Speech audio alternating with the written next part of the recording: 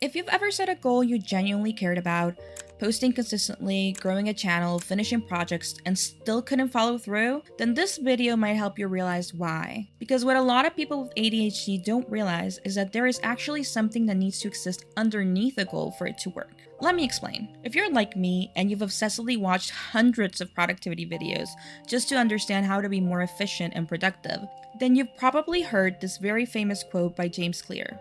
You don't rise to the level of your goals, you fall to the level of your systems. What this means is that the systems you create to achieve your goals matter more than the goals themselves. Without proper systems, you can't reach the goals. And most people hear this quote as some sort of motivational advice, but as a neurodivergent creator, I tend to hear it as a warning. Because when things get difficult, when energy drops, focus disappears, or life gets messy, you don't suddenly become more disciplined. You fall back on whatever structure is already there. Let me be precise for a moment. A goal is a desired outcome. It's directional, it's aspirational. A system is the set of behaviors, environments, and supports that make progress possible on an ordinary day. Goals answer the question, where do I want to go? Systems answer the question, what actually happens when I sit down to work? How am I going to accomplish this? And for ADHD brains, that distinction is everything. Most goal-setting advice assumes a few things: that motivation is reliable, that attention is stable, and that effort scales linearly. ADHD doesn't work like that. Our execution is interest-dependent, energy variable, highly sensitive to friction.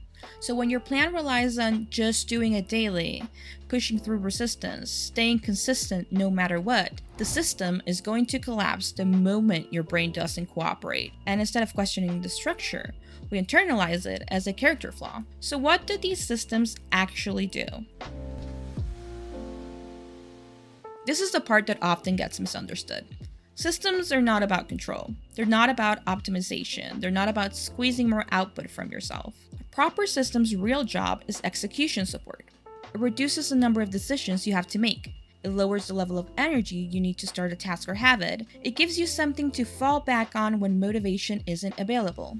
That's why systems matter more than goals, especially for ADHD creators. Now, I've always struggled with goal setting and sticking to my goals, so I kept thinking that I needed to refine my goals, make them smarter, more realistic, or more gentle.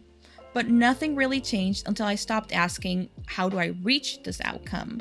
And started asking what needs to be true on a low capacity day for me to still make progress. This is crucial for neurodivergent brains. What needs to be true on a low capacity day for me to still make progress? And this can be something as simple as, I just need to put on my gym clothes, or I actually need to rest today and recover my energy. And when I started looking at it that way, that's when goals stopped feeling like pressure and started feeling like direction. This is where I want to go, and I have a system in place to get there. But even with proper systems, there's another trap. A lot of ADHD creators are still measuring success in ways that quietly work against them. In this other video, I talk about the shift that completely changed how I set goals, moving from outcome-based goals to input-based goals, and why that made follow-through sustainable instead of draining. You don't need more discipline.